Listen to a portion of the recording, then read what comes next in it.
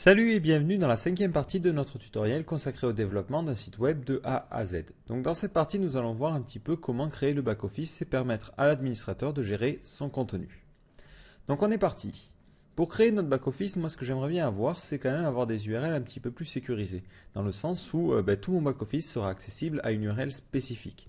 Donc un petit peu par exemple comme sur WordPress où on a WP admin. Donc là, l'idée, c'est d'avoir une URL qui commence par admin et ensuite qui représente ce que l'on veut faire. Donc, par exemple, si on veut éditer un post, ce serait admin, puis le contrôleur, puis l'action.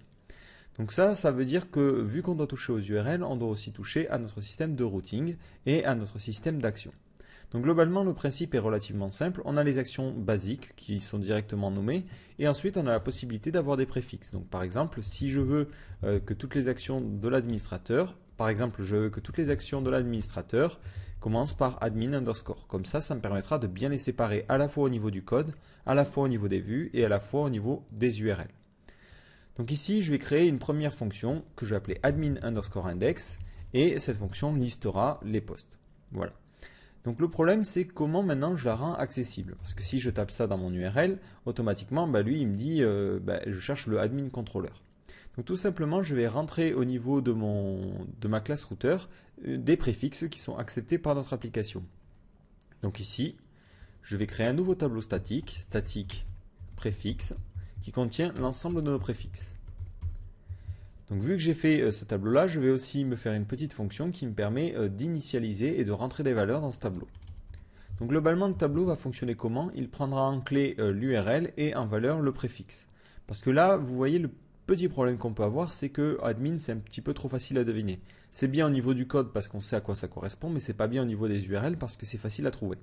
Donc du coup, moi, ce que je vais faire, je vais mettre un mot-clé qui redirige vers un préfixe particulier. Comme ça, je peux appeler mon préfixe cockpit, par exemple, et avoir quand même les vues en admin. Et l'avantage, c'est que si un jour, je vois que trop de gens essaient d'accéder à cette URL-là, je peux changer rapidement toute l'URL de mon panneau d'admin. Donc on est parti. Donc ici, je vais me créer une nouvelle fonction qui permet de définir un préfixe. Static function préfixe. Donc cette fonction prend en paramètre le préfixe au niveau URL, donc ici ça serait cockpit, et un second paramètre vers quoi ça doit rediriger. Donc ici, on va l'appeler le vrai préfixe. Et du coup, ça rentre ça dans le tableau. Donc là, c'est assez simple, c'est self, mon tableau de préfixe, j'y rentre en index l'URL et en valeur le préfixe. Voilà.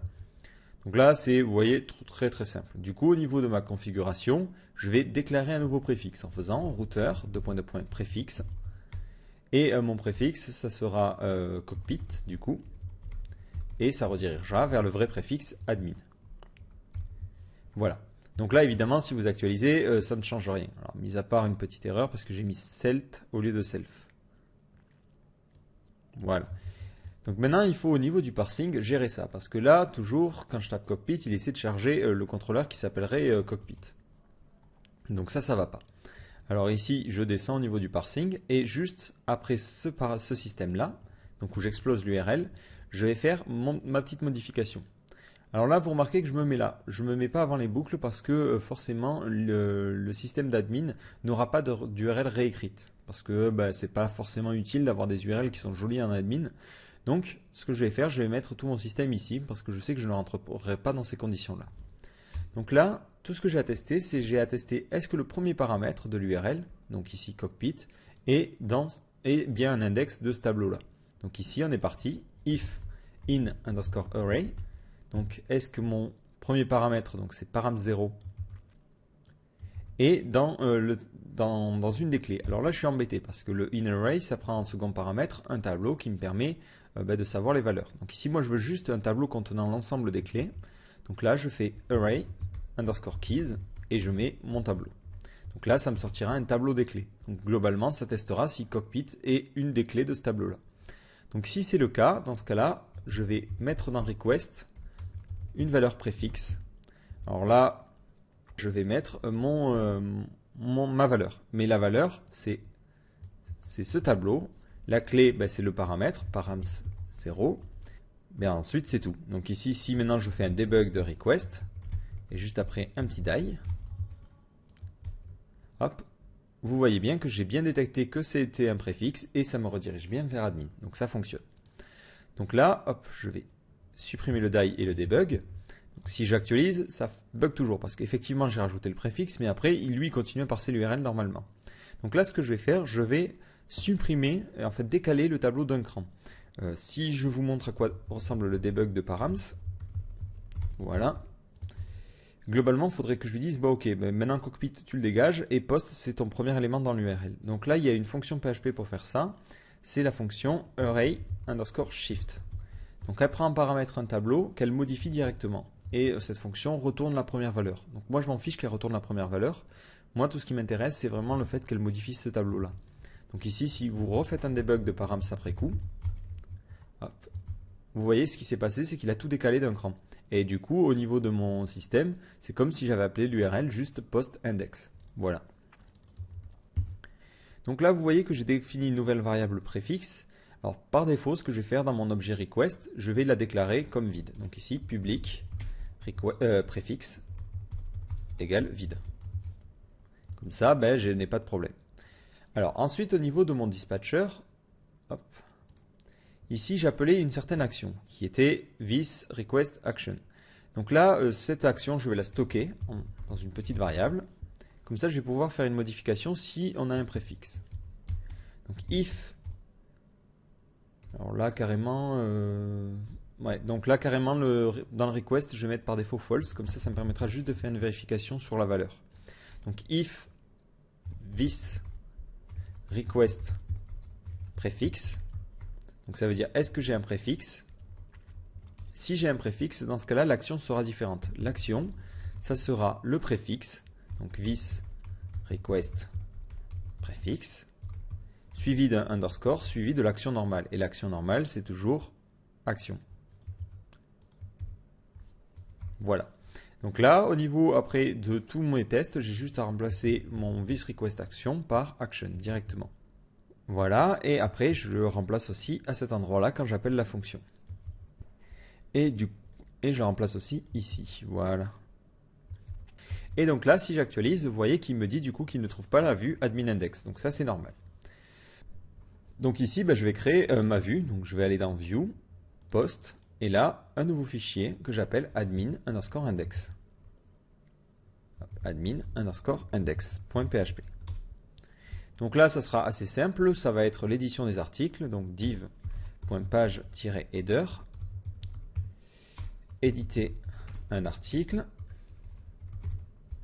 Voilà. Et là, je vais faire un petit tableau qui permette d'afficher les différents articles.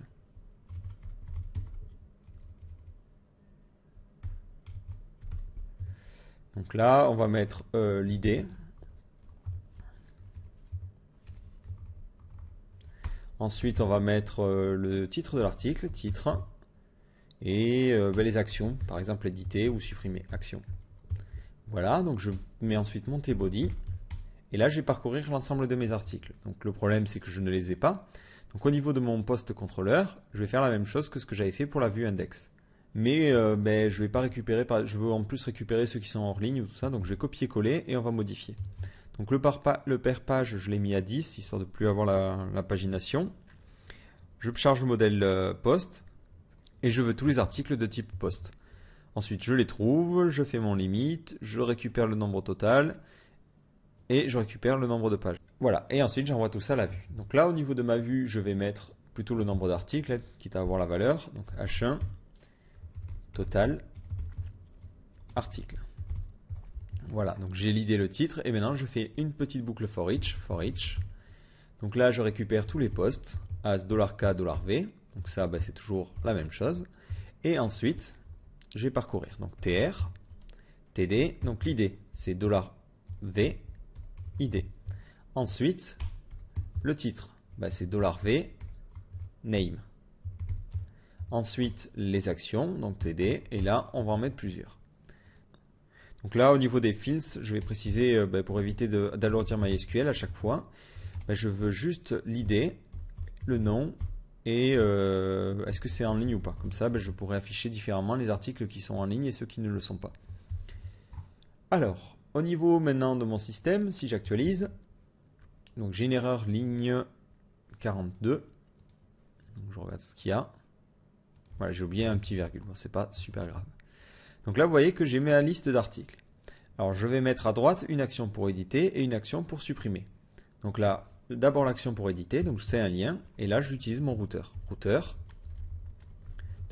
URL, et l'URL, c'est admin /post /edit l'idée à éditer, donc c'est $v flèche id. Et ici, je vais mettre éditer. De la même façon, je vais mettre ici supprimer. L'action, ça sera delete. Et ici, hop, au niveau de mon supprimé, je vais vérifier quand même, je vais demander un message de confirmation. Donc on click égale return de confirme. Voulez-vous vraiment supprimer ce contenu? Donc là, c'est une petite confirm box assez classique de JavaScript.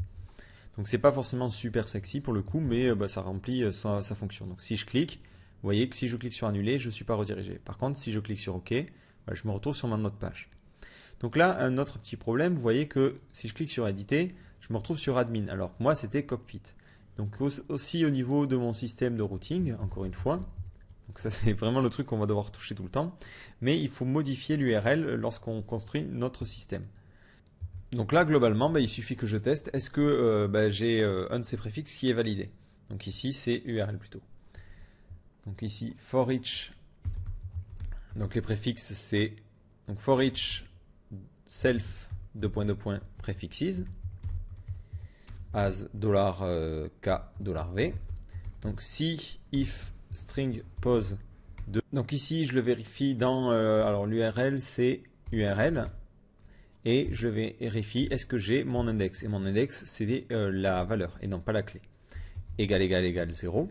Donc là, je mets 3 égales pour tester la valeur. Parce que si vous mettez double égal 0, false, pour lui, c'est aussi 0. Donc là, ça évite vraiment les problèmes. Donc dans ce cas-là, c'est est-ce que j'en ai bien trouvé un et qu'il est en index 0.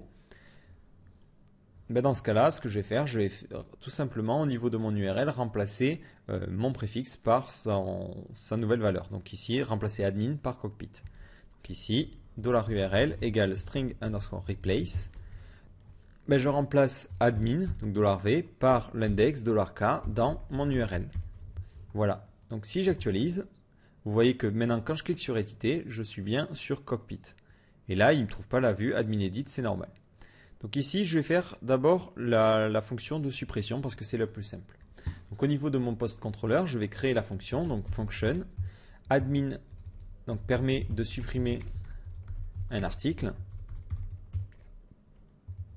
Voilà, donc ici, ça sera admin underscore delete. Ça prendra en paramètre l'idée de l'article à supprimer et ça supprimera au niveau de la base de données. Donc d'abord, je charge le modèle post et ensuite, j'aimerais bien faire un truc du style vis post delete et l'idée de la suppression. Donc ça, le problème, c'est que ce système de delete ne fonctionne pas. Évidemment, je n'ai tout simplement pas cette action-là au niveau de mes modèles. Donc au niveau de mes modèles, donc je vais modifier le modèle principal et ici, je vais aller créer cette fonction delete. Donc je la crée donc juste après les find. Voilà, ici. Donc function.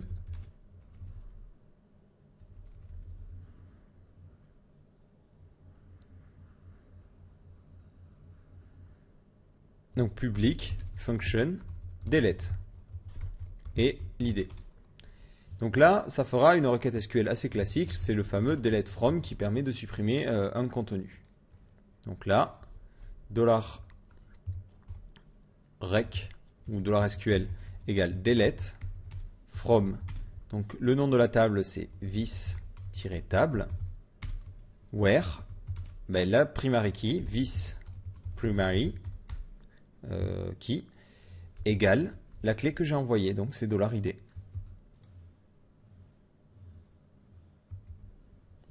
Donc là, évidemment, je mets tout ça entre double guillemets et ça, hop, entre accolades pour éviter les petits problèmes. Et ensuite, j'exécute cette requête. Donc c'est mon objet PDO, donc c'est vis-db query ma requête SQL. Voilà, donc là, je vais faire un petit test. Mais juste avant, au niveau de mon post controller, une fois que j'ai fini, il faut que je redirige vers admin index. Donc ici, on va mettre this redirect et je vais rediriger vers admin/posts/index. Et au niveau de mon système de redirect, je crois que j'avais précisé qu'il fallait un second argument qui était le code. Donc ici, au niveau de mon contrôleur, dans le request, dans le redirect, je vais supprimer le fait qu'on soit obligé de préciser un code. Voilà. Donc ici, j'actualise, je vais supprimer mon article numéro 6, je clique sur supprimer, j'appuie sur OK, et quand je reviens, vous voyez bien que l'article a bien été supprimé. Alors par contre, j'aimerais bien afficher des petits messages permettant à l'utilisateur de comprendre ce qui vient de se passer. Alors, je vais me créer un nouvel objet pour gérer les sessions. Donc dans le corps, je vais créer un nouveau fichier que je vais appeler sessions.php. Session.php. Donc ça va être une classe normale. Donc, classe session. Et cette classe, elle va faire tout plein de choses. Donc d'abord son constructeur. Donc function, construct. Et dès le constructeur, ce que je vais faire un session start pour pouvoir commencer la session et être sûr de pouvoir travailler avec tout le reste du temps. Donc vu que cette fonction, je viens de la créer, j'ai besoin aussi de l'initialiser. Donc au niveau de mon fichier includes, je vais rajouter une inclusion pour charger la session. Donc moi, pour éviter tous les problèmes, je vais carrément charger ça au tout début. Donc ici, require session.php. Voilà. Donc là, je ferme tous ces onglets-là. On est de retour sur le post controller et sur les sessions.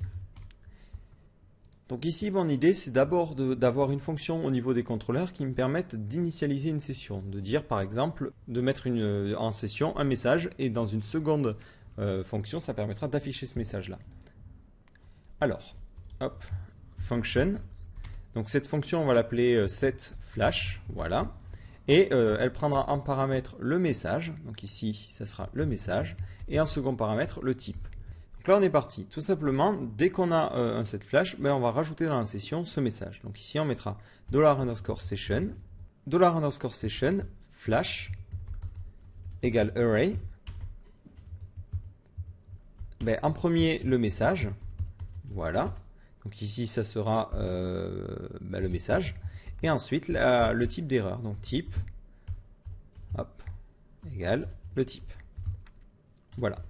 Donc ensuite, au niveau de ma vue, j'ai besoin d'afficher ce message-là. Donc on aura une autre fonction qui s'appellera flash, qui permettra, elle, d'afficher le message.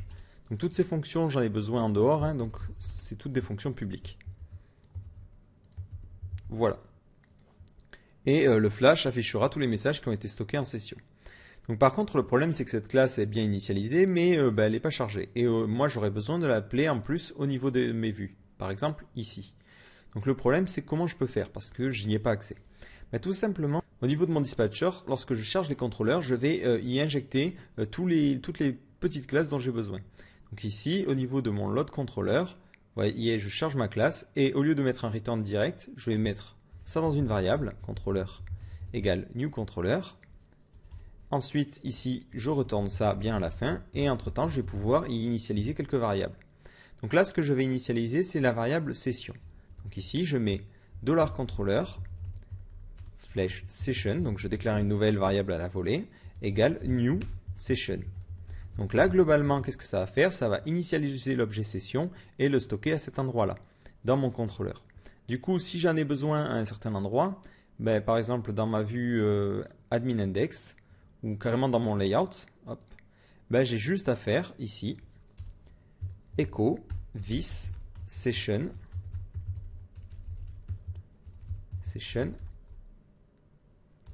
flash. De la même façon, si j'en ai besoin dans mon post controller, donc ici on va le mettre dans edit, sauf qu'on va supprimer le fait que ça supprime un contenu, j'ai juste à mettre this session flash ou setFlash. Et là mon message, donc mon message, ce sera le contenu a bien été supprimé. Donc maintenant, au niveau de mon retour, ici, j'ai juste à récupérer les messages qui sont en session. Donc if iset cette variable-là, tout simplement, dans ce cas-là, je mettrai un return de mon message pour l'instant. Et après, vous allez voir qu'on va un petit peu styliser ça. Donc là, j'actualise. Donc je clique sur supprimer. Donc ça ne fait rien, mais vous voyez bien que ça affiche ce petit message-là. Donc maintenant, je vais le styliser un petit peu. Donc là, je vais utiliser de l'HTML. Donc là, je vais le mettre directement ici. Donc globalement, on va mettre tout ça dans une div qui a la classe alerte message. Donc ici, div classe égale alerte-message. Donc là, je vois que c'est pas forcément judicieux d'avoir mis des doubles guillemets parce que je vais devoir échapper après tous les guillemets doubles. Donc là, je mets plutôt un guillemet simple. Voilà. Je ferme cette div. Dedans, j'ai mon paragraphe avec mon message d'erreur ou mon message de succès. Et après, je ferme la div.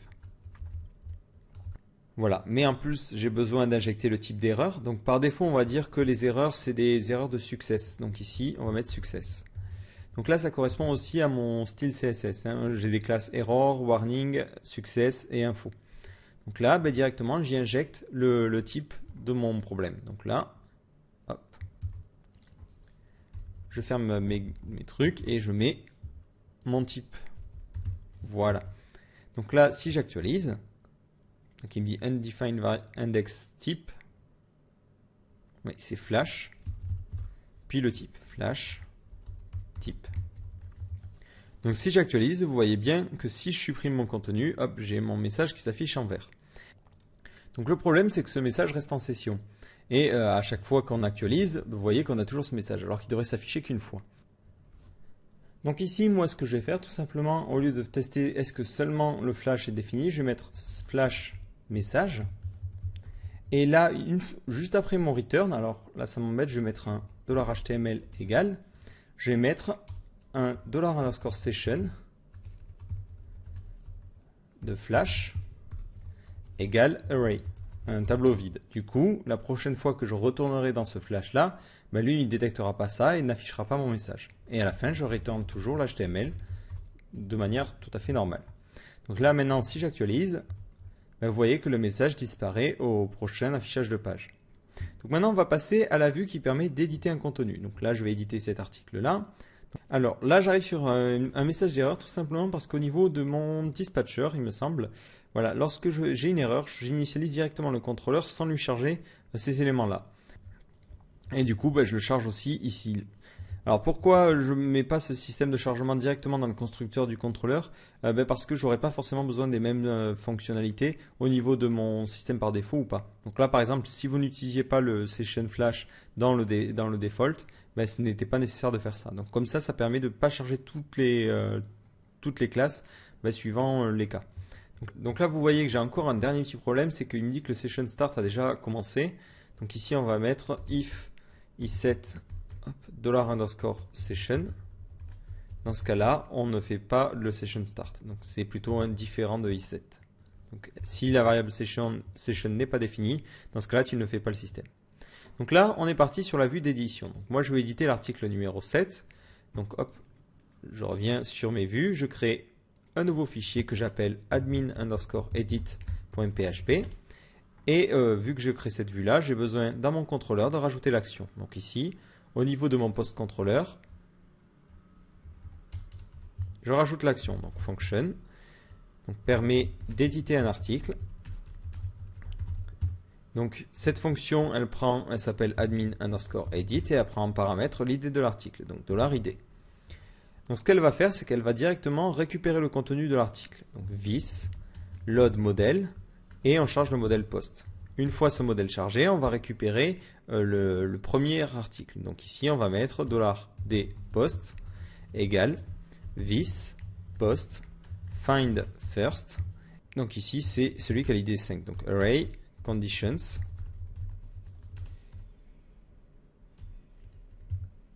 C'est tout simplement array l'id qui est égal à 5. Voilà. Et ensuite, j'envoie ça à la vue avec un petit set.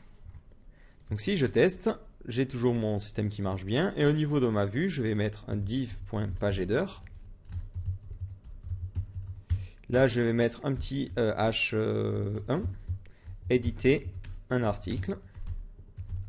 Et là, je vais y mettre mon contenu, mon formulaire. Donc là, pour l'instant, je vais juste faire un truc basique. Vous allez voir que de toute façon, on ne va pas forcément passer par là. Donc au niveau de mon action, c'est tout simplement toujours cette vue-là. Donc là, routeur, URL, c'est admin/post/edit. Ensuite, je vais créer mes premiers inputs. Donc c'est là que vous allez voir que c'est un petit peu pénible parce qu'on est obligé d'écrire beaucoup de code pour écrire des inputs et alors que c'est toujours la même chose. Donc là on est parti. div.clearFix. Donc ça c'est parce que c'est le Bootstrap qui me dit de l'écrire comme ça. Label, donc là on mettra notre label. Donc ici il faudrait mettre l'id du champ. Donc l'id c'est le titre. Donc ça va être label input titre. Donc là ça sera titre.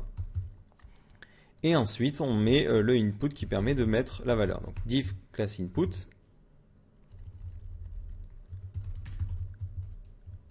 Input. Et hop. Ici, on va y mettre notre petit formulaire.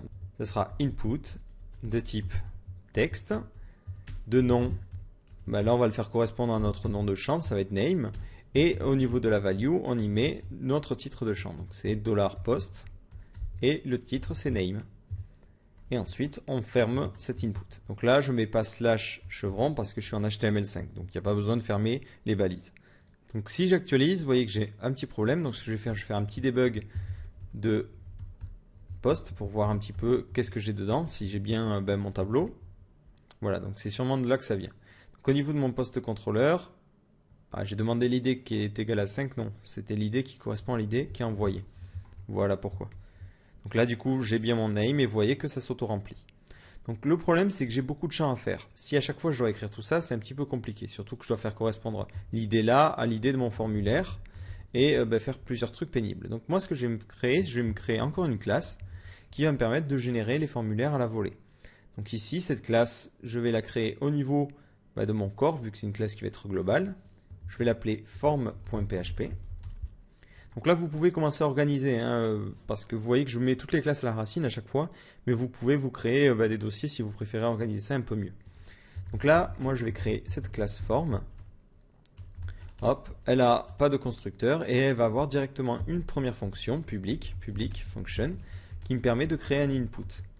Donc il prendra le nom du champ, donc name, et le label. Et puis, c'est tout. Donc là, globalement, cette fonction, qu'est-ce qu'elle va faire? Elle va juste écrire ça, mais de manière automatique. Comme ça, pour moi, ça sera plus court. Hop. Et tout ça, je le mets entre écho. Voilà. Et directement, ça fera un return. Voilà, donc ici, maintenant, j'ai plus qu'à injecter mes valeurs. Donc ici, je vais injecter le label. Et ensuite, j'injecte aussi le nom de ma valeur. Donc ici, on va mettre l'id, ça va être input suivi du nom. Voilà.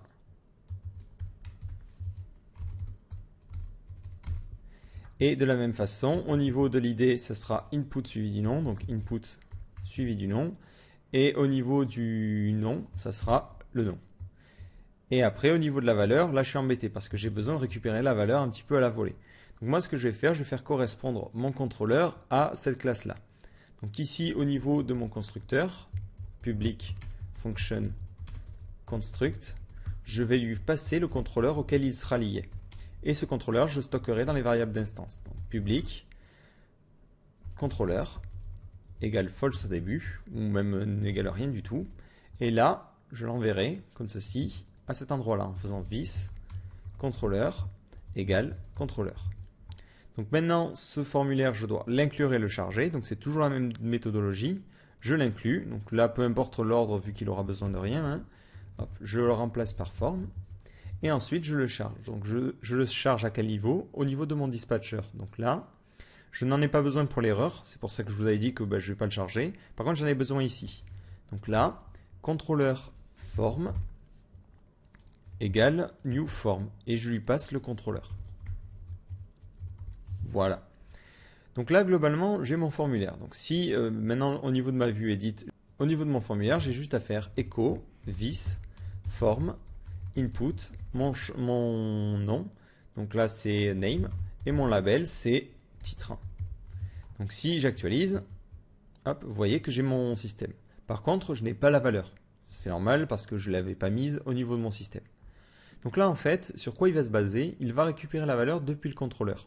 Donc je vais me prendre une convention, c'est tout simplement de mettre les données dans le request. Donc ici, au niveau de mon post contrôleur, plutôt que d'envoyer les données dans post, ben, je vais directement les envoyer dans request. This request data et j'envoie mes données.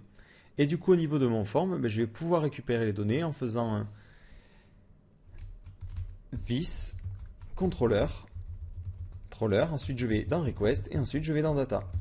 Et ici, je mets hop, le name, $name. Voilà, j'ai oublié de fermer. J'actualise.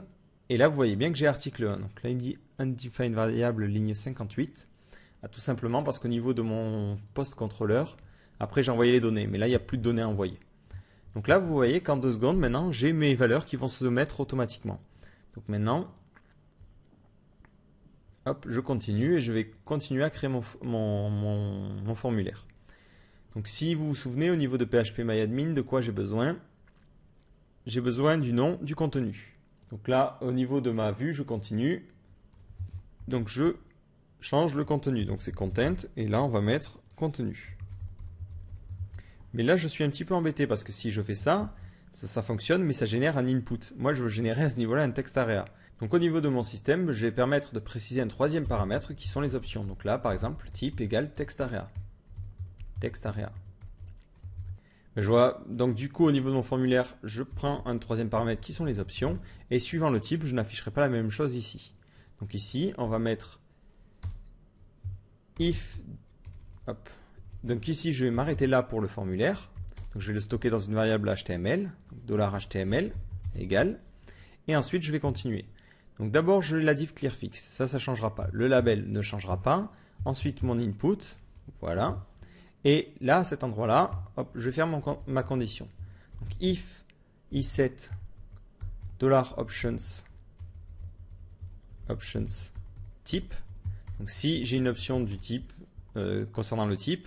Donc if différent de iset, bon, si le type n'est pas défini, dans ce cas-là, je veux juste un input. Donc là, je mettrai $HTML point égal cet input. En revanche, si mon système définit un type, donc else, if, donc si options type égale text area, dans ce cas-là, ben, je continuerai et je mettrai un autre système. Donc là, ça serait un text area. Donc ça serait ici text area. Donc j'ai pas besoin de préciser un type. L'id est nécessaire. Le nom du champ est nécessaire. Pas de value parce que tout simplement, j'ai juste à fermer le chevron à cet endroit-là et finir par un text area qui se ferme. Text area. Et donc là, hop, ce double guillemet ne sert pas. Et du coup, après, à la fin, une fois que j'ai fini, je continue $HTML.égal et je ferme les deux divs. Donc là, je vais les fermer l'une à la suite de l'autre, histoire de gagner en lisibilité de code. Et à la fin, je return mon HTML.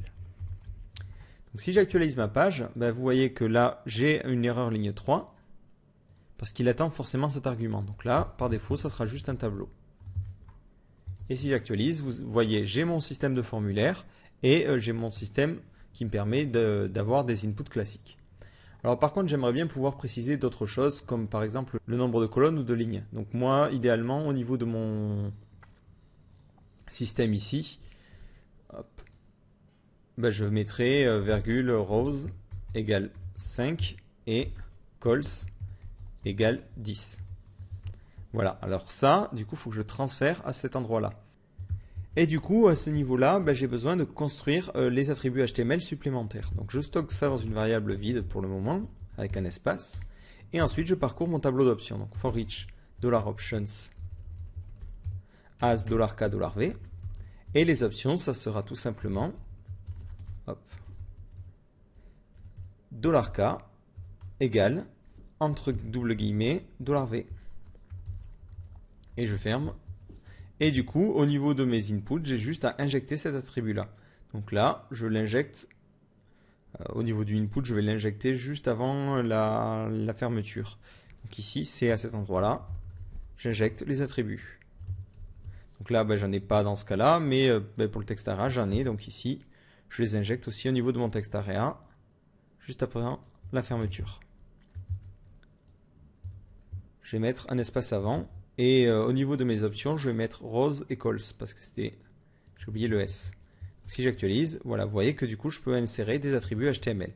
Vous voyez qu'il y a un petit problème, c'est qu'il insère l'attribut type. Alors ça c'est stupide. Donc moi ce que je vais faire ici au niveau de mes conditions, je vais juste lui dire que si le type if $k est différent de type pour l'instant. Donc après je pourrais supprimer d'autres éléments au fur et à mesure, mais pour l'instant il n'y a que cette clé là qui me gêne. Donc voilà. Si j'actualise, vous voyez que du coup il n'y a plus le type. Bon voilà, c'était vraiment pour vous montrer, mais pour le coup moi j'en ai pas besoin. Moi j'ai juste besoin de mettre une classe et de la mettre à XX large. Et oui, et laisser le type à textarea. Donc si maintenant j'actualise, vous voyez que j'ai mon champ agrandi. Et je vais mettre un peu plus de lignes, donc rose, et quand même égale 5. Voilà. Donc là, comme ça, vous pouvez un petit peu piloter l'apparence de vos champs. Bon, après, c'est vrai que ça génère du code HTML standard. Si vous voulez vraiment du code HTML spécial, dans ce cas-là, vous écrivez l'input normalement. Là, le but, c'est d'avoir des sortes de helpers qui nous permettent d'aller plus vite sur certaines opérations qui sont toujours les mêmes. Donc ensuite, la date de création, je ne ferai pas de champ pour la modifier, je l'insérerai automatiquement. Est-ce que le contenu est en ligne ou pas? Là, pareil, echo, vis, form, input. Donc c'est online, mettre en ligne, ou en ligne. Et là, ça sera un type checkbox. Donc type checkbox. Donc là, pareil, vu que j'ai cette condition-là, il faut que j'aille modifier au niveau de mon contrôleur et que je gère le type checkbox. Donc ici, checkbox. Donc dans le cas d'une checkbox, c'est très simple. La valeur, c'est soit 0, soit 1. Donc ici, hop, on est reparti. Input type égale hidden. Name égale le nom du champ. Donc c'est $name. Value égale 0. Et on ferme. Et ensuite, on a notre input de type checkbox. Input type égale checkbox. Name égale le nom. $name. Et ensuite, la valeur. Value égale 1. Donc ça, c'est une technique en fait qui permet... j'essaie de finir d'écrire, voilà, avant de parler. C'est tout simplement une technique qui permet par défaut de mettre la valeur à 0 si jamais la case n'est pas cochée. Parce que si vous ne faites pas ça, tout simplement, si la case n'est pas cochée, ça ne définit pas la valeur. Et donc ça, c'est assez problématique au niveau des interfaces. Du coup, en mettant cet input de type hidden avant, ça fonctionne bien. Donc là, j'actualise et vous voyez que j'ai bien ma case à cocher. Donc je continue. Donc le slug, on va pouvoir soit le générer de manière automatique, soit permettre à l'utilisateur de le mettre. Donc là, on suppose que l'administrateur s'y connaît un petit peu. Du coup, on va lui laisser le choix de mettre l'URL, en lui précisant quand même qu'il doit bien mettre les informations. Donc ici, on va le mettre à cet endroit-là. Donc c'est slug, et ici, ça va être URL.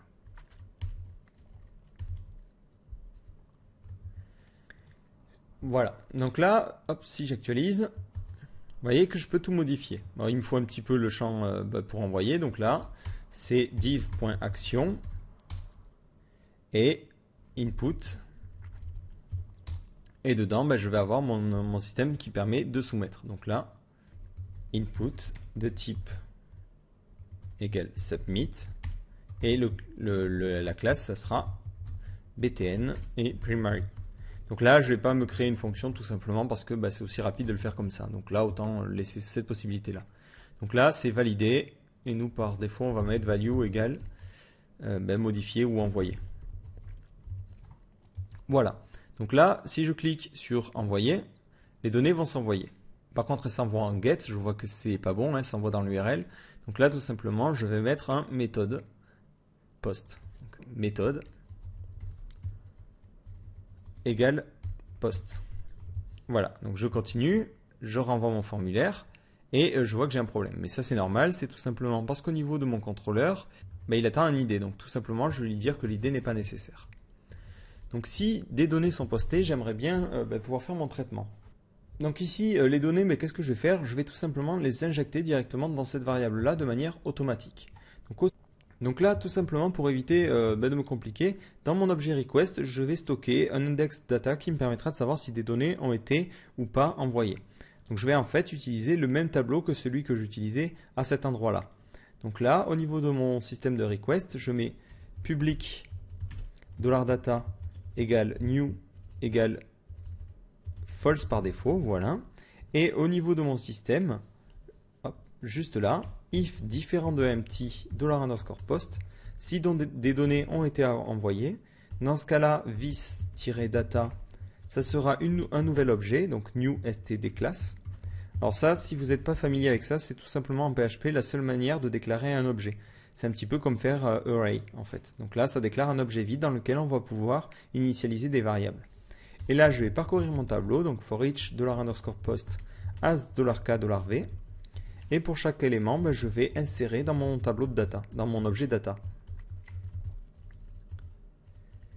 Comme ça, si après ben, je fais un petit debug de data, debug this-data, lorsque des données ont été postées, vous allez voir que data aura le format d'un objet dans lequel j'aurai toutes mes valeurs, que je n'aurai plus qu'à envoyer au niveau de mon modèle. Donc ici, au niveau de mon post controller, j'ai juste à faire une vérification, donc if this request data. Dans ce cas-là, des données ont été postées et je vais pouvoir les sauvegarder au niveau de mon modèle. Donc là, il y a plusieurs choses qui me dérangent. Déjà, je n'ai pas l'idée. Donc là, je ne sais pas à quoi correspond cet article-là. Donc tout simplement, hop, je vais revenir sur ma vue edit/set et rajouter un champ ID. Donc ici, je reviens sur mon formulaire et hop, je me crée un champ ID. ID. Et il n'a pas de label. Donc ici, on va mettre rien. Du coup, ce champ, je ne veux pas que l'utilisateur puisse le modifier, donc je vais mettre en troisième paramètre le type à hidden. Donc là, vu que ce champ est caché, ben, je n'ai pas besoin de label forcément. Donc ici, on va plutôt mettre un cas particulier où carrément on aura le label qui sera hidden. Donc ici, au niveau de mon form, if label égale hidden, donc ça veut dire que c'est un champ caché. Dans ce cas-là, on affiche directement notre champ. Donc ici, return input type égale hidden, name égale le nom du champ, donc c'est $name. Et ensuite, on a besoin de la valeur, donc value égale, et de la même façon que ben, tous les autres trucs en bas, c'est ça. Et après, je ferme mon input. Et je n'oublie pas de ne pas me tromper au niveau des guillemets. Donc là, si j'actualise ma page, qui me dit que j'ai une erreur ligne 8, j'ai dû oublier de fermer voilà, une parenthèse. Si j'actualise, j'ai un champ caché. Donc là, ben, pour le tester, au niveau de mon post controller, je vais mettre un debug de this request data. Voilà. Hop. Voilà, vous voyez que maintenant, j'ai l'idée qui est passée. Alors maintenant, c'est le moment où il faut tout envoyer au modèle. Donc moi, je vais faire quelque chose de plutôt simple. Je vais faire this, post, save, et lui envoyer les données. Donc les données, c'est ça. Donc là, mon load modèle, je le fais avant, histoire de prévoir bien le cas, et on est parti. Donc mon save, je ne l'ai pas encore créé, donc il faut que je le crée. Donc c'est un insert globalement ou un update. Je rouvre mon modèle principal. Donc là, je vais me créer une nouvelle fonction qui me permet de sauvegarder les résultats. Donc public function save et qui prend en paramètre les données sous forme d'objet. Donc d'abord, il faut construire la requête. Mais il y a deux types de requêtes. Il y a soit une requête d'insert, soit une requête d'update. Donc globalement, pour savoir si on doit faire un insert ou un update, il suffit de savoir si la clé primaire a été envoyée dans les données. Donc la clé primaire, c'est this primary key. Voilà. Et du coup, j'ai juste à tester if isSet, c'est tout simplement data, et la clé primaire key.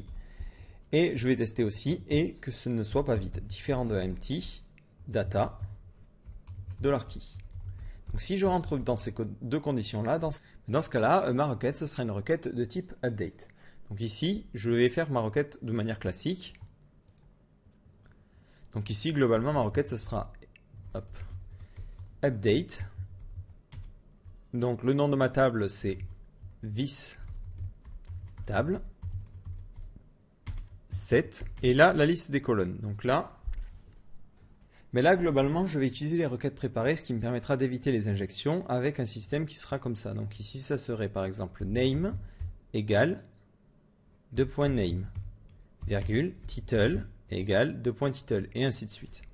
Donc ici, j'ai besoin de créer ce tableau-là. Donc ici, j'ai besoin tout simplement de parcourir mon tableau contenant l'ensemble de mes données. Donc ici, for each. Du coup, je vais le faire juste après là, le if, for each data as $k, $v. Donc pour chaque information, je vais ajouter ça au niveau de ma requête. Donc ici, je vais mettre $SQL, point égal, et j'incrémente. Donc ici, c'est d'abord la clé, donc $k, suivi.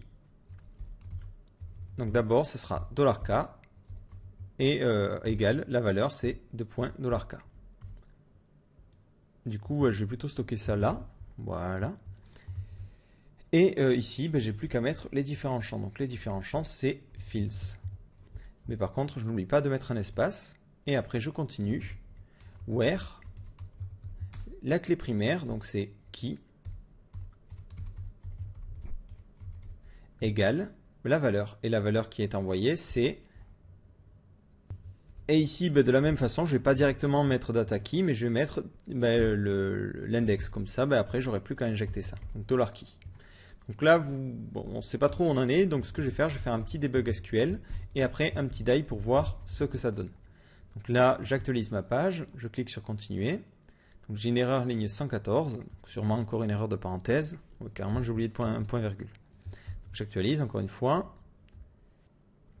Donc là, il y a un petit problème, c'est normal, c'est fields n'est pas défini au début. Donc on va mettre fields égale une chaîne de caractères vide. Donc j'actualise. Et là, vous voyez ma requête. Donc j'ai update, post, set, name égale 2.name. Et hop, ici, c'est plutôt un virgule entre chaque champ.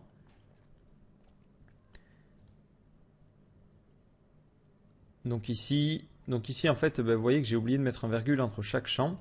Donc ce que je vais faire en sorte que les fields, ça soit en fait un tableau, array, voilà. Et ici, hop, ça sera tout collé. Et au niveau de mes champs, j'aurai juste à mettre, au lieu de mettre juste fields, mettre un implode et de tout recoller avec une virgule au milieu. Comme ça, ça me permettra d'avoir les champs bien organisés. Je réactualise. Donc function implode. Ici, c'est un tableau. Voilà.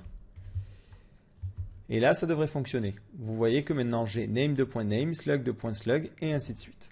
Donc maintenant, c'est bien sympa tout ça, mais il faudrait que j'exécute ma petite requête. Donc là, pour exécuter cette requête, on va utiliser le PDO prépare. Donc c'est ce que j'avais utilisé au niveau de mon find. Voilà, c'est ce que vous avez ici.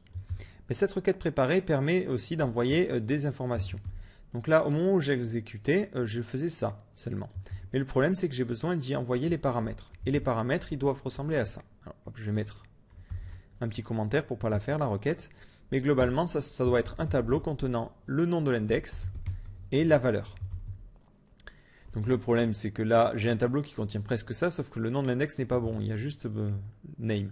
Donc là, au moment où je parcours ce tableau-là, je vais construire le tableau des données à envoyer. Je vais l'appeler $D. Et en index, je vais mettre 2 points, ensuite la clé. Et en valeur, je vais laisser la valeur. C'est un petit peu bête de construire du coup deux fois le tableau, mais au moins ça fonctionnera. Et ce tableau, je le définis comme vide au début. Voilà, donc maintenant au niveau de l'exécution de ma requête, j'ai juste à injecter mon petit tableau. Et ma requête étant bien exécutée, je fais un petit return true pour dire que ça a bien fonctionné. Return true. Donc là, pareil, si vous voulez faire des try et catch pour vérifier que l'URL, la requête n'a pas de problème, vous pouvez y aller. Mais moi, vu que j'ai déclenché le système d'erreur, j'aurai une erreur si jamais la requête ne fonctionne pas. Donc là, vous voyez ma requête à quoi elle doit ressembler. J'actualise. Vous voyez que j'ai bien ici article 1, super bien. Donc mes données se sont bien envoyées. Alors, par contre, quand je retombe sur cette page, vous voyez que j'ai une erreur. Alors cette erreur est due à un truc assez normal, c'est tout simplement que lorsque je reviens sur ma page, l'idée n'est pas définie dans l'URL. Donc là, tout le reste plante. Donc au niveau de mon poste contrôleur, j'ai besoin de récupérer l'idée après le save. Donc là, ce que je vais faire au niveau de mes modèles, donc, hop, je vais créer une variable publique id qui sera la clé primaire de ma table et la CT à chaque fois qu'on a un update ou un insert. Et du coup, au niveau de mon update, tout simplement, je vais setter la clé. Donc, this id égale $data $key. Voilà. Donc, au niveau de mon post contrôleur, une fois que j'ai fini de mon édition, j'ai juste à renvoyer dans id, qui est censé ne pas être défini vu que je suis revenu sur cette action-là. Dans cette variable-là, je vais y mettre la clé que je récupère. Comme ça, tout le reste pourra se faire tranquillement. Mais si j'actualise après l'édition, vous voyez, je retombe bien sur la bonne page. Alors maintenant, ce que l'on va faire, c'est qu'on va gérer l'insertion. Mais l'insertion, c'est relativement simple. C'est juste appeler la même vue, mais sans argument. Donc pour l'instant, tout plante. C'est normal. Donc là, si j'appelle postcontroller sans id, je vais mettre if id. Dans ce cas-là, on récupérera les données depuis notre objet. Si je n'ai pas d'id définie, dans ce cas-là, je ne vais rien faire. Voilà. Donc le problème, c'est que tout mon système de input, si vous vous souvenez, récupère les données. Mais le problème, c'est que ces données n'ont jamais été envoyées ni récupérées. Donc au niveau de mon système de forme, là, ce que je vais faire, je vais faire if. Si, donc tout simplement au niveau de mes formes, quand je récupère ces données-là, c'est pas bon. C'est-à-dire que ça ne retourne rien. Donc je vais mettre if différent de i7 cette clé-là. Donc ça veut dire que je n'ai pas cette clé-là. Dans ce cas-là, cette clé, je vais la définir. Dans ce cas-là, je vais dire que cette donnée-là, c'est vide. Voilà. Sinon, je vais dire que data égale cette clé-là. Du coup, au niveau de tous mes inputs, c'est plus simple parce que j'ai juste à mettre data, ou là carrément value, en fait, ça va être beaucoup plus clair. Et l'avantage, c'est qu'au tout début, j'ai juste à tester la valeur. Donc là, ça sera value. Ici, ça sera value.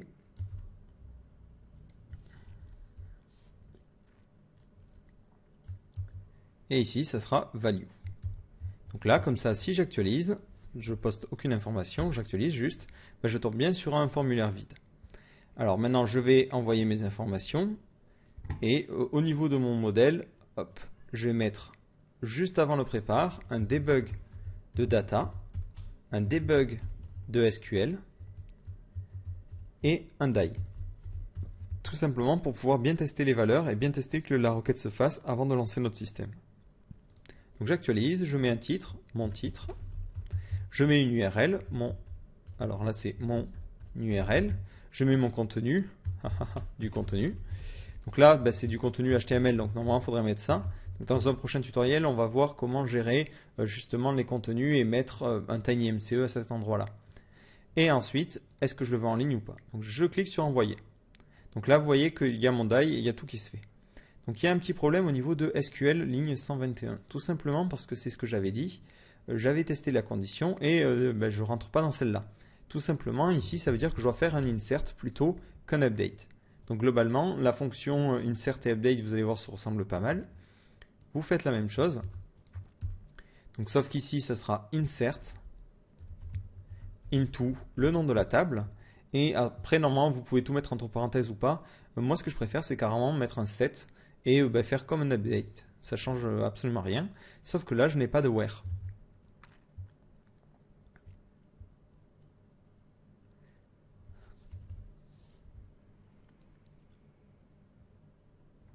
Et un autre truc, c'est que je dois unsetter en fait la primary key. Parce que ça, dans les données qui sont envoyées, la clé primaire sera vide. Donc ici, je vais mettre unset $data de la clé primaire. Donc c'est ça. Donc là, je vais plutôt mettre, si c'est défini, if set la clé primaire, dans ce cas-là, je l'unset. Voilà. Comme ça, je vais pouvoir avoir mon insert qui va bien fonctionner.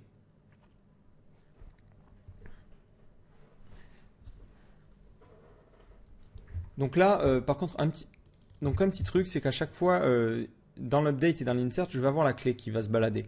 Donc là, si la clé est définie, dans ce cas-là, je l'unset parce que j'en ai ni besoin à l'update, ni besoin à l'insertion.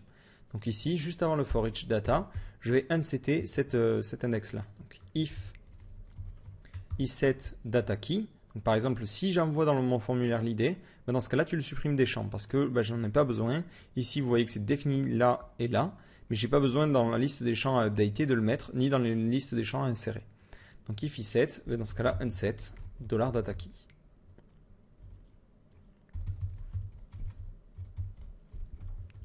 Voilà. Donc ici, hop, je continue, j'ai un insert et ensuite, au niveau de mon ID, vous allez voir qu'on fera une fonction pour la récupérer. Donc là, j'actualise et vous voyez que j'ai plus le problème. Et au niveau de ma requête, je n'ai pas l'id. Donc là, j'ai un insert assez classique. Et le problème, c'est qu'à la fin, ben, j'ai besoin de récupérer les informations. Voilà. Donc là, ma requête devrait bien fonctionner. Par contre, à la fin, ben, comme j'avais mis ici, j'ai besoin de récupérer l'id. Donc ici, tout simplement, je vais créer une petite variable qui va me permettre de savoir l'action qui a été faite. Donc ici, l'action, c'était un update. Et ici, l'action, c'était un insert. Donc si j'ai fait un insert, dans ce cas-là, j'ai besoin de récupérer la clé après l'exécution de la requête. Donc if action égale insert. Et dans ce cas-là, je vais récupérer grâce à la fonction lastInsertID de PDO. Donc vis id égale vis db. Donc ça, c'est l'objet PDO. Last insert id. Voilà. Donc là, je pense être bon, je vérifie bien mes valeurs, et on est parti, j'envoie mon contenu. Et là, vous voyez quoi? Ben, vous voyez que mon contenu a bien été inséré en base de données, bon, c'est sûr, mais je l'atteste ici. Une nouvelle idée a été définie, et j'ai été bien redirigé sur cette page. Vous voyez que les valeurs ont bien été récupérées, ce qui veut dire du coup qu'en fait, j'ai bien mon champ, hop, alors, qui hidden, voilà, qui id, qui a bien récupéré la valeur numéro 10. Donc voilà, globalement, on a quasiment fini, sauf que vous voyez, il y a un petit problème, c'est qu'ici, mon en ligne est décoché, alors qu'au niveau de ma base de données, il est égal à 1. Hop, il est égal à 1. Donc ça, c'est tout simplement à cet endroit-là de mon... Hop. Je vais y arriver. Au niveau de mon form, voilà. Ben, tout simplement, ici, je vais mettre... Je ferme mon truc, c'est if... Alors ça va plutôt être entre parenthèses. Empty de value. Donc si la valeur est vide, dans ce cas-là, je ne mets rien. Sinon, ben, je mets checked. Comme quoi, la checkbox doit être cochée. Donc si maintenant je retourne sur ma page, donc edit/10, vous voyez que la case est bien cochée. Donc si je la décoche, que je sauvegarde, ben, je me retrouve bien ici sans la case cochée. Donc au niveau de l'édition des articles, moi ce que je vous conseille, à cet endroit-là, le problème c'est que vous voyez, dès que je sauvegarde un article, je retombe sur cette page-là. Si la personne actualise, elle va se retrouver à vouloir éditer un article vide. Donc ici, moi ce que je vais faire, je vais mettre au niveau de l'action du submit, au niveau de mon edit, je vais mettre en plus slash et l'id de mon article. Et donc à cet endroit-là, j'aurai juste à faire au niveau de mon form. Et du coup, au niveau de mon contrôleur, j'ai juste à envoyer l'id si elle est définie. Donc, if id, $d id égale id. Et sinon, bah, tout simplement, au tout début, je vais mettre $d id égale du vide. Et à cet endroit-là, j'ai juste à envoyer tout ça à la vue. Donc, au niveau de ma vue edit, bah, à la fin de mon système, je rajoute l'id. Comme ça, bah, si je me redirige vers edit/10, au niveau de mon action de formulaire, hop, vous voyez que c'est toujours edit/10. Et du coup, mon formulaire va pouvoir bien se poster et je n'aurai pas de problème au niveau de la redirection d'URL. Alors là, on va voir deux petites choses. On va voir déjà comment changer le layout, parce que là, vous voyez qu'on se retrouve toujours sur le layout par défaut. Et comment gérer les validations. Voilà. Et après, ça sera tout pour la journée. Donc là, qu'est-ce qu'il nous reste à faire? Il nous reste à faire deux choses. Donc d'abord la validation du formulaire, c'est-à-dire de vérifier par exemple que l'URL est convenable, que le titre n'est pas vide et d'autres choses.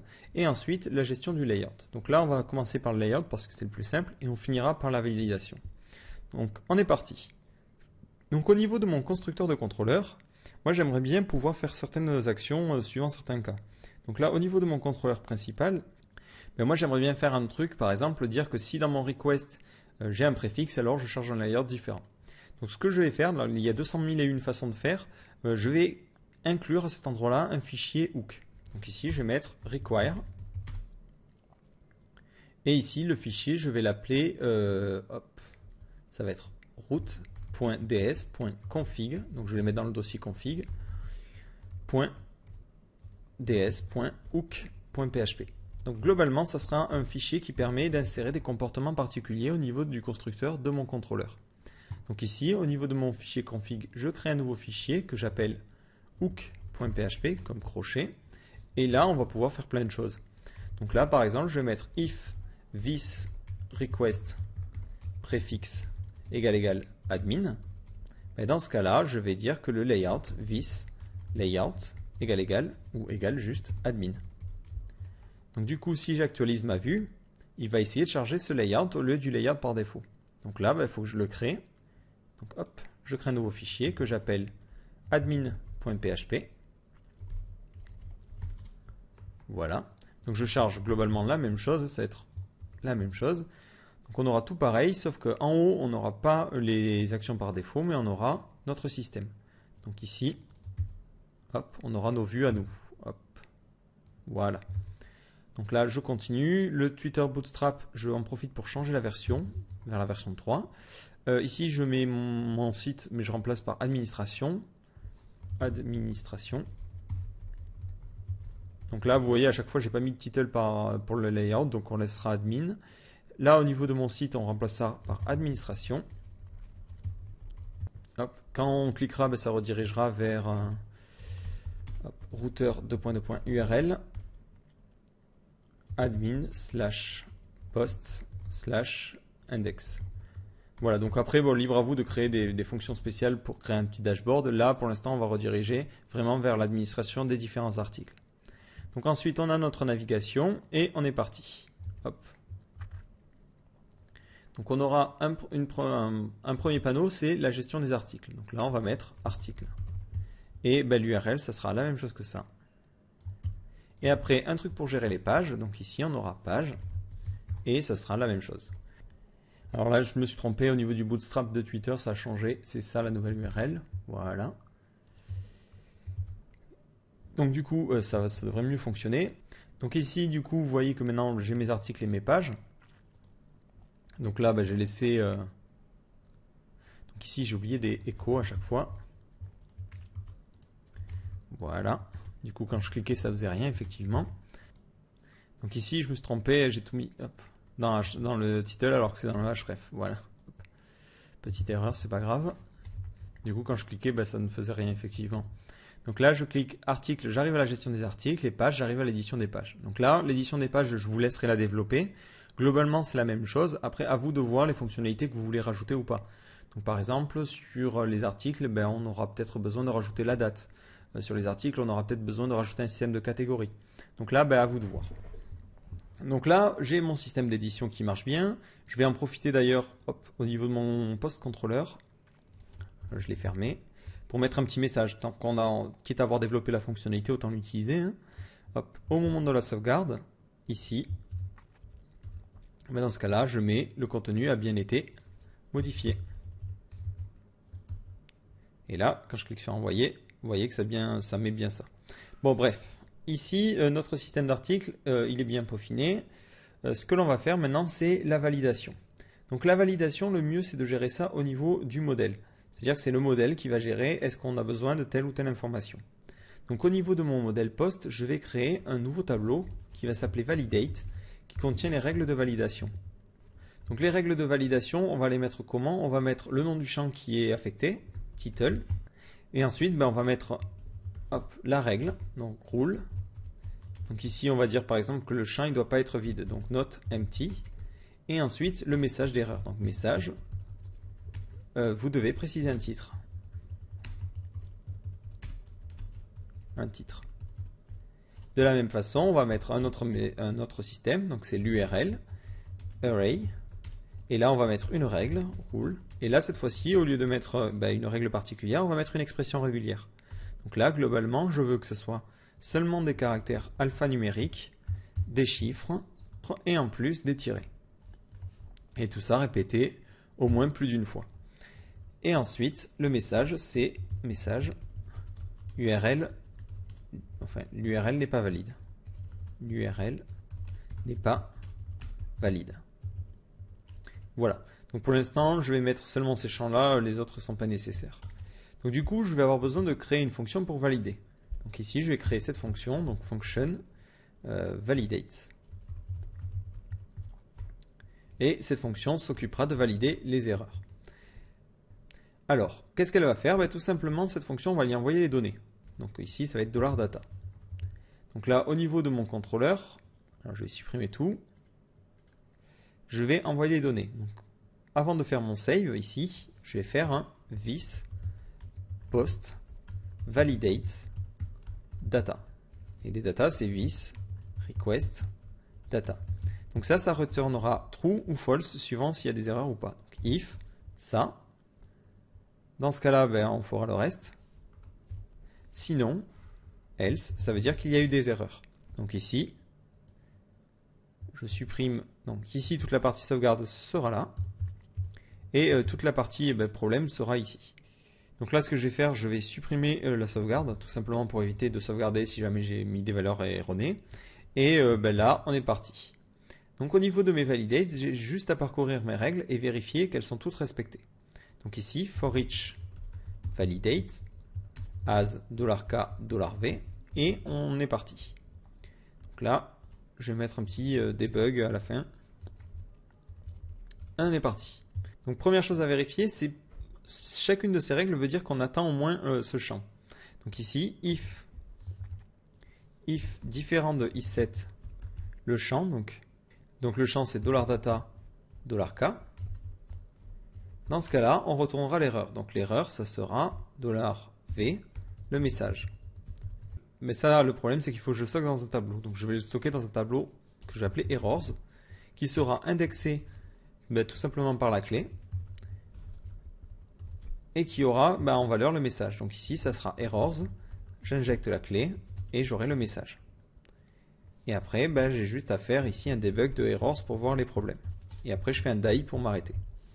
Donc ici, si les données ne sont pas soumises, dans ce cas-là, hop, on envoie ce message. Sinon, je teste la règle. If $v roule, si la règle c'est not empty, et qu'en plus le champ est vide, donc $data $k est vide, donc je mets if et du coup je mets et empty ça, dans ce cas-là, je déclenche l'erreur. Else, if, et là je vais pouvoir faire d'autres règles. Donc par exemple, dire que si la règle c'est email, dans ce cas-là, je pourrais déclencher un preg match sur data. Donc là, moi, tout simplement, j'ai que cette règle not empty. Je vais rester à une seule règle pour pas non plus compliquer le tutoriel. Le système d'expression régulière, j'ai déjà fait un tuto dessus, donc je vous laisse créer vous-même vos propres règles. Donc même si vous voulez, vous pouvez carrément les créer sous forme de tableau ici. Du coup, moi, j'aime vraiment me concentrer que ça, sur le système plutôt que sur le remplissage des informations. Donc ici, au niveau des règles, donc else if, j'ai juste à vérifier, est-ce que ça preg match cette expression régulière. Donc preg match. Donc le pattern, c'est / le début et la fin. Voilà. Et au milieu, notre expression régulière qu'on récupère depuis la règle. Donc $v roule. Et l'objet, c'est tout simplement, le sujet plutôt, c'est tout simplement $data $k. Donc si ça ne respecte pas cette expression régulière, dans ce cas-là, on a une erreur. Voilà. Donc du coup, moi ce que je vais faire, je vais tout simplement faire des erreurs à la fois ici, en mettant des majuscules, et en mettant en plus une étoile, et en plus je vais laisser ce champ vide, et je clique sur envoyer. Donc là, j'ai une petite erreur ligne 11 de mon modèle, donc ça c'est normal. Ligne 11, tout simplement parce que j'ai oublié une virgule là, à ce niveau-là. Donc je réactualise. Donc, erreur ligne 23. Donc j'ai dû oublier une parenthèse. Donc d'où l'intérêt. Voilà, donc je continue. Validate, il ne connaît pas. Forcément, c'est this validate. J'ai oublié que c'était une variable d'instance et non pas une variable qui est dans cette fonction-là. J'actualise, je continue. Donc là, je vois qu'il ne me détecte aucune erreur. Donc moi, ce que je vais faire un debug data pour voir si les données ont bien été envoyées. Parce que c'est un petit peu bizarre. Normalement, je devrais au moins en avoir une. Alors ici, j'ai mélangé vraiment tous les pinceaux. C'est name et slug. Voilà. Donc je Je continue. Hop. Donc là, j'ai toujours pas d'erreur. Alors je vais voir si tout ça peut venir. Donc là, je vois qu'il n'y a pas d'erreur. Tout simplement, ici, j'ai fait une erreur. C'est errors, errors et errors. Donc là, ça devrait beaucoup mieux fonctionner pour le coup. Donc là, vous voyez qu'il détecte mes deux erreurs. Si je reviens en arrière et que ici, je mets un slug valide et que j'envoie, vous voyez qu'il me détecte vraiment que seulement... Vous voyez qu'il me détecte seulement le titre qui ne va pas. Donc du coup, ces erreurs, je dois les renvoyer. Donc là, je dis juste if empty de errors. Donc si les erreurs sont vides, dans ce cas-là, je return true. Et sinon, je return false. Et juste avant, ce que je vais faire, je vais mettre dans mon modèle les erreurs. Donc en faisant this errors égale errors. Donc là, ben, c'est très bien. Le problème, c'est que maintenant, ça n'existe pas forcément. Donc du coup, ben, moi, ce que je vais faire pour vraiment faire les choses proprement, je vais mettre dans mon modèle cette variable-là, public errors. Et par défaut, c'est un tableau vide. Voilà, donc là maintenant vous voyez que j'ai une gestion des erreurs. Comment retranscrire ça au niveau de la vue? Ben, c'est très simple, si j'ai une erreur, dans ce cas-là je fais un set flash où je mets erreur. Donc merci de corriger vos informations. Merci de corriger vos informations. Bon, vous pouvez mettre une phrase un peu moins pompeuse, hein, mais et ici on va mettre comme type d'erreur error. Voilà, et du coup si j'actualise, hop. Vous voyez bien qu'il y a ce message qui me dit que je dois corriger des informations. Mais j'aimerais aller encore un tout petit peu plus loin en précisant à l'utilisateur où est-ce qu'il a fait les fautes, parce que là, il ne voit pas. Donc il y a deux façons. On va faire la méthode la plus chiante, hein, mais il y a une façon, c'est tout simplement ici de lui afficher la liste des erreurs dans ce message. Mais moi, ce que je vais faire, je vais carrément lui afficher les erreurs au niveau de mon formulaire, parce que je trouve que c'est beaucoup plus simple. Alors, on est parti. Le problème, c'est qu'au niveau de mon form, j'ai besoin d'accéder à mes erreurs. Donc le problème, c'est que j'ai besoin que le form ait les erreurs. Alors tout simplement, ce que je vais faire, je réfléchis, alors comment on peut faire ça? Je vais lier en fait les modèles au formulaire. Alors ça peut paraître un petit peu bizarre, mais je trouve que c'est ce qui est de plus simple. Donc au niveau de mon modèle principal, hop, mais tout simplement, donc pour envoyer maintenant les erreurs au niveau de mon formulaire, ce que je vais faire, je vais, dans mon système de modèle, créer une variable publique que je vais appeler form. Public. Forme qui contiendra le formulaire qui correspond à ce modèle-là. Donc au niveau de mon système de contrôleur, lorsque je fais un load modèle ici, je vais envoyer dans mon modèle mon formulaire. Donc ici, this, $name,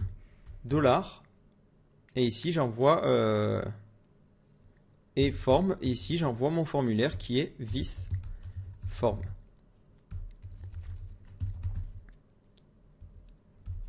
Voilà, alors là, j'espère que j'ai perdu personne. On va essayer au fur et à mesure d'actualiser pour vérifier qu'on n'ait pas de problème. Voilà, donc ça a l'air de bien marcher. Ce que vous pouvez faire, c'est faire un test là. Vérifier que ça soit bien défini. Vérifier que ça soit bien défini, parce que c'est pas forcé que vous ayez besoin de ce système de formulaire. Et dans ce cas-là, vous pourriez le supprimer de votre application. Donc là, on va mettre if isSet. Donc si j'ai une variable forme dans mon contrôleur, ça veut dire que j'utilise le système de formulaire. Et dans ce cas-là, mon modèle aura ça. Voilà, du coup, au niveau de mon post modèle, une fois que j'ai mes erreurs, ben, tout simplement, en plus de les envoyer dans ce tableau-là, je vais aussi les envoyer dans le formulaire.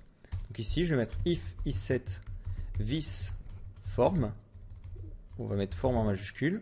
Alors, ben, qu'est-ce que je vais faire? Je vais envoyer les erreurs. This form errors égale errors. Voilà. Donc là, au niveau de mon système de contrôleur, je vais mettre form avec un F majuscule, ça sera plus simple. Donc globalement, j'ai une variable form dans mon modèle et dans mes contrôleurs. Et les deux, en fait, liant le même objet, ben, je vais pouvoir directement depuis les modèles modifier le form de mes contrôleurs. Donc maintenant, au niveau de mon système de forme, si je reviens ici, je vais créer une nouvelle variable errors. Voilà. Et ici, si je mets un debug errors et puis un die, ou même pas, voilà, juste un debug this errors plutôt, ben normalement je devrais être en mesure d'avoir les erreurs de mon formulaire. Donc j'actualise et vous voyez que j'ai bien ces erreurs là. Donc du coup ces erreurs, il n'y a plus qu'à les utiliser. Donc ici, un petit peu comme j'avais fait pour les values, je vais tester si j'ai une erreur pour la clé qui correspond.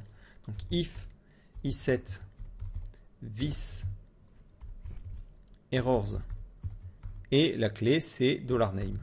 Donc si j'ai une erreur dans ce cas-là, $error égale mon erreur. Sinon, l'erreur sera à false. Donc par défaut, je vais la mettre à false. Et du coup, je vais stocker une autre variable que je vais appeler class error, et je vais l'appeler vide. Et dans ce cas-là, class error égale error. Du coup, j'aurai plus qu'à l'ajouter à tous les champs qui auront une erreur. Donc ici, je descends, clearFix, je vais lui rajouter la possibilité d'avoir la classe error. Donc ici, je mets ça. Et là, j'injecte la classe error. Du coup, tous les champs qui ont des erreurs auront cette classe supplémentaire error et du coup s'allumeront en rouge. Donc si j'actualise, vous voyez que du coup mon champ apparaît en rouge. Et je vais aller un petit peu plus loin en mettant le message à droite. Donc ici, au niveau de mon clearFix, donc ici, au niveau de mon input qui se ferme là, je vais dire if error. Donc si j'ai une erreur de définie, dans ce cas-là, je vais rajouter une petite balise. Donc html.egal. Et la petite balise, c'est span class help-inline. Et après, je mets mon message d'erreur, span. Donc mon message d'erreur, c'est error. Donc ici, point error. Voilà, donc j'actualise. Et vous voyez que ici, il me précise l'erreur que j'ai faite. Par contre, les champs ont été re-remplis à la fin. Donc ici, si je reviens à cet endroit-là, post-controller, ce remplissage, il faut que je ne le fasse seulement si je n'ai pas de données qui ont été postées. Si j'ai des données qui ont été envoyées, dans ce cas-là, autant utiliser ces informations-là. Donc là, ici, donc si je reprends, on arrive sur ce formulaire, on a envoyé des données. Ces données n'ont pas été validées. Donc ici, j'ai mon setFlash qui agit et du coup, je renvoie les informations telles qu'elles m'ont été envoyées au formulaire. Donc ici, si je réactualise, vous voyez que du coup, j'ai les mêmes informations que celles que j'avais tapées originellement. Donc ça, l'avantage, c'est que l'utilisateur sait les erreurs qu'il a faites et ça lui garde ces modifications qu'il avait déjà enregistrées. Donc du coup, ici, je vais mettre mon titre. Je vais retester aller de faire une erreur à cet endroit-là. Et mon contenu, je le veux en ligne. J'envoie. Du coup, je renvoie. Par contre, je vois que là, il y a une petite erreur. Tout simplement, ici, j'ai mis que cette règle est not empty. Et du coup, en fait, il rentre dans le else. Alors moi, je veux pas qu'il rentre dans le else. Donc ici, je vais mettre plutôt ce empty dans une sous-règle. Voilà, if empty. Dans ce cas-là, alors, je vais affiler les parenthèses. Si le champ est vide, dans ce cas-là, tu fais ça. Et la seconde vérif, tu la fais seulement si justement la règle n'est pas not empty. Voilà. Donc ici, si je réactualise, normalement, le titre est bon. Donc du coup, je vais modifier mon URL. Je vais mettre mon URL perso. Et là, je clique sur envoyer. Et vous voyez que mon contenu a bien été modifié. Mettre un petit bouton ici pour ajouter un article. Donc je vais revenir sur ma vue admin index. Et là, je vais me créer un petit bouton. Hop. A. Je vais primary et btn. Et dans ce cas-là, le href, ça sera router connect. La racine, la vue edit, admin/post/edit. Et pas d'idée, vu qu'on veut vraiment ajouter un contenu. Et ici, dans mon A, je vais mettre ajouter un article. Voilà, je sauvegarde. Donc il me dit qu'il y a un petit problème. Oui, c'est URL, pas connect. Hop. Voilà. J'ajoute un article. Je mets mon nouveau contenu. Mon URL, ça va être mon-contenu. Et le contenu, ça sera exemple de contenu. Où là, on va mettre P, exemple de contenu en gras. Donc là, strong, gras, strong, P. Donc ça, vous voyez, déjà, le premier problème, c'est qu'un administrateur normal ne connaît pas forcément l'HTML. Donc ça, vous allez le voir, on va le faire plus tard. Et ce contenu est en ligne. Donc ici, quand je clique sur envoyer, il y a 2-3 trucs que je n'avais pas géré. J'avais pas géré notamment le post type. Et ici, en plus, j'avais pas géré la date de création. Donc vous voyez que par défaut, quand je fais browse, le type est nul. Et en plus, le type est nul. Et en plus, je n'ai pas de date de création. Donc ces articles-là qui sont bidons, je vais les supprimer. Delete. Et on est parti pour modifier ça. Donc ici, au niveau de mon post controller, lorsque quelqu'un ajoute un contenu, tout simplement, j'ai juste à injecter dans data les informations. Donc ici, dire par exemple que Au niveau des informations, le data, c'est type, c'est post. Et que la date de création, donc de la même façon, ça sera created. Et que la date de création, c'est la fonction date. Et là, on met y-m-d h2.i2.s ou h en minuscule. Tout simplement, ça mettra la date au bon format pour MySQL. Et après, la sauvegarde se fera tranquillement. Donc ici, hop, j'ajoute tout mon contenu, je clique sur envoyer. Et si je vais sur les articles, cette fois-ci, j'ouvre mon contenu parce qu'il est bien dans ce post type là. Donc là, vous voyez, globalement, on a conçu le back-office et ça n'a pas forcément pris masse de temps. Donc là, vous voyez, maintenant, on a vraiment un système bien structuré. Le back-office, l'avantage, c'est que pour les pages, ça va être super rapide. Globalement, c'est quasiment la même chose. Et vous allez pouvoir vraiment personnaliser ça. Alors, je vais finir juste avec un petit détail. C'est la gestion des articles hors ligne, en ligne, qu'on ne voit pas ici. Donc là, ce que je vais mettre hop, au niveau de mon poste, contrôleur, récupérer si l'article est en ligne ou pas. Donc au niveau de index, voilà, j'avais déjà précisé online, donc c'est bon. Et du coup, au niveau de ma vue, ici, je vais tester donc si l'article est en ligne ou pas. Donc ici, th, en ligne. Et ensuite, ici, td. Donc j'ai pas mis la pagination aussi. Et là, il faudrait la récupérer depuis la page index. Et ici, je vais tester. Donc, je vais mettre un petit label, donc span.label.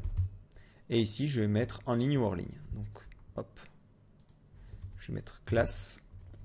Donc ici, if $v online égale 1. Donc si l'article est en ligne, ou là carrément je vais mettre du ternaire, ça va être plus rapide, echo. Donc si l'article est en ligne, dans ce cas-là c'est success, la classe que je veux rajouter. Sinon, la classe que je veux rajouter c'est error. Donc là c'est plutôt l'opérateur ternaire, ça prend un point d'interrogation à cet endroit-là. Et ici, point virgule, et je ferme. De la même façon, à l'intérieur de mon label, je vais mettre en ligne ou hors ligne. Donc si c'est online, en ligne. Si c'est hors ligne, hors ligne. Et là, j'actualise. Et du coup, vous voyez que là, j'ai mon contenu hors ligne et mes contenus en ligne. Et du coup, je vois bien mes articles. Donc pour le mettre en ligne, je fais éditer, je coche cette case, j'envoie. Donc là, c'est d'ailleurs un petit peu pénible de se faire rediriger là. Donc moi, ce que je vais mettre, hop, si les données sont bien envoyées, on est parti, on fait un petit redirect. Vis, redirect, vers admin, /post, et index. Et hop. Donc là, vous voyez que l'avantage, c'est que dès qu'on a des petites modifs à faire, on sait direct où on doit taper et qu'est-ce qu'on doit modifier. Donc je renvoie les données et je me retrouve bien sur cet article-là. Alors d'ailleurs là, j'en profite, je viens de voir un petit souci, tant qu'on y était, c'est qu'à chaque fois que j'ai édité, ça fait un insert. Donc là, au niveau de mon modèle, hop, ça veut dire que ma fonction save a un petit problème. Alors effectivement, alors là c'est une erreur de ma part, c'est au moment où j'ai fait cette vérification-là, juste en haut, j'ai fait le unset. Donc ici, en fait, ce que je vais faire plutôt, c'est que je vais supprimer ça et je vais mettre if $k est différent de id en fait, donc de la clé primaire, de this primary key. Et dans ce cas-là, je ferai mon petit tableau des différents champs. Et l'avantage, c'est que ça va me permettre d'éviter le petit problème que j'avais tout à l'heure. Alors là, le problème, c'est que au niveau du update et au niveau du insert, vous voyez que je n'ai pas les mêmes champs. Donc j'ai globalement ici les mêmes champs, mais j'ai en plus au niveau de l'update la clé. Donc le problème, c'est que si je la retire des deux... donc le problème, c'est que je dois la laisser dans le cas où je vais faire un update et la supprimer de ce tableau-là dans le cas d'un insert. Donc globalement ici, juste après le if, je fais else. Donc si la clé, dans ce cas-là, c'est la même que la clé primaire, dans ce cas-là, else if, je dois juste vérifier que ça n'est pas vide. Parce que si elle est vide, la clé primaire, dans ce cas-là, je rentrerai dans cette case-là où je n'ai pas justement cette clé. Donc ici, if c'est différent de empty $v, dans ce cas-là, hop, j'injecte bien la clé dans le tableau des données à envoyer au niveau de ma requête préparée. Donc là, au niveau de mon debug, voilà, ma requête se fait bien et j'ai pas de problème. Donc je vais retester à la fois l'insertion et la modification et ça devrait bien fonctionner. Donc là, évidemment, c'est un cas un petit peu particulier parce que dans le back-office, vous voyez que j'envoie en dur les données qui ont été envoyées par l'utilisateur. Donc ça, c'est quelque chose que je vous conseille d'éviter quand même à la fin. même si vous avez beaucoup de règles de validation, mais plutôt de recréer un tableau des données à envoyer au niveau des modèles. Comme ça, vous aurez un tableau sur lequel vous savez quelles valeurs sont envoyées et quelles valeurs ne sont pas envoyées. Donc là, j'actualise, je reviens sur les articles, donc je supprime cet article-là, ouais, je suis sûr, et je vais supprimer un, hop, supprime celui-là aussi, et là, je vais ajouter un nouvel article, je vais l'appeler mon article insert de test, donc là, on va l'appeler insert post, et mon contenu, ça va être insert. Et je vais en profiter pour mettre des guillemets et des caractères spéciaux pour tester. Et je mets ça en ligne. Voilà. Donc là, j'ai enlevé la redirection, donc je vais la remettre. Voilà. Et du coup, au niveau de mes articles, je vois bien que j'ai mon article insert de test. Et là, du coup, j'en édite un autre. Donc ça va être mon article d'édition, mon article update, hop, des caractères chelous, et article-update. Et là, j'envoie. Donc voilà, vous voyez que du coup, les deux informations se sont bien passées. Je vais retourner sur le front office de mon site. Donc ici, au niveau de mon layout admin, ce que je vais mettre, admin, je vais mettre une petite URL qui me permet d'aller à la racine. Hop. Donc là, ça sera /. Et là, ça sera voir le site. Donc maintenant, si j'actualise, hop, j'ai ce lien-là, je clique et j'arrive sur le site. Alors par contre, j'ai quelques petits problèmes. Donc j'ai un petit problème ligne 2, donc au niveau de mon système de hook. Ça vient de mon système qui permettait en fait au niveau de mon contrôleur de charger le menu. Donc là, mon système de hook, je vais le déclencher seulement si on a un système de request qui est défini. Donc là, hop, au niveau de mon système de contrôleur par défaut, le hook, je ne le déclenche pas si request n'est pas défini. Donc ici, hop, je déplace ça à cet endroit-là. Voilà, donc là j'actualise. Vous voyez, j'ai bien mon menu. Et là, vous voyez que du coup, mon blog a été mis à jour avec les différents contenus qui fonctionnent. Et si je regarde au niveau de ma base de données, j'ai bien les différents champs qui me permettent, j'ai bien les différents champs qui ont bien été remplis. Donc sauf le user ID, vu que j'ai pas encore le système de connexion. Mais vous voyez que ça fonctionne. Donc voilà, là vous voyez, on a un back-office assez sommaire pour le moment, mais qui permet d'éditer des contenus. Donc on peut éditer le titre, l'URL qui sert à la réécriture d'URL et le contenu au format HTML. Et ensuite, on peut choisir de mettre ce contenu en ligne ou hors ligne si on veut le voir apparaître sur notre home page ou pas. Donc dans le prochain tutoriel, nous allons voir comment installer le système de TinyMCE qui va permettre en fait, au lieu d'avoir cet éditeur-là, d'avoir un éditeur visuel. Donc si je vous montre le résultat, ça devra ressembler à ça. Donc au lieu d'avoir notre système ici de contenu HTML basique où on doit taper le code HTML, on aura ce TinyMCE qui va nous permettre de gérer notre contenu plus facilement. Et en plus, on va gérer la gestion des médias. Donc vous vous souvenez, si vous vous souvenez au niveau des bases de données, on avait créé cette table-là. On va créer un système de médias qui va nous permettre de gérer les différentes images associées à nos contenus. Donc voilà, j'espère que ce tutoriel vous a plu et rendez-vous au prochain chapitre.